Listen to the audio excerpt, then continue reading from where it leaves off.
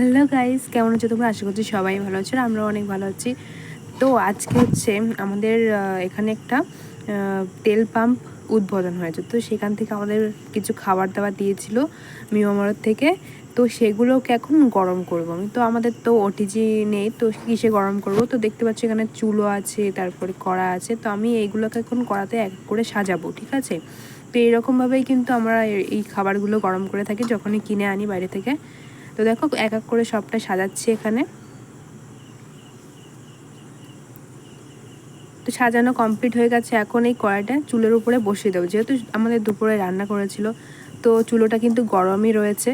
আর এরপরে যে ছাইটা আছে ওইটা একটুখানি একটা কিছু দিয়ে নাড়িয়ে দেবো, যাতে যে গরম ভাবটা আছে ওটা আরও বেশি করে ওঠে আর কড়াইয়ের মধ্যে লাগে। আর একটা উপরে ঢাকনা দিয়ে দিচ্ছি, আর এটা কিন্তু বেশ কিছুক্ষণ রাখতে হবে কড়াই মানে চুলোর উপরে, তাহলেই কিন্তু এটা গরম হবে। যদি আমি একটুখানি রেখে তুলে দিই তাহলে কিন্তু গরম হবে না। তো দেখো আমি একটা পাটকাঠি দিয়ে কিন্তু ছাইটা একটুখানি নাড়িয়ে দিয়েছি। তো যাই হোক, তোমরাও এরকমভাবে গরম করতে পারো। তো ভিডিওটি কেমন লাগলো অবশ্যই কিন্তু কমেন্ট করে জানিও।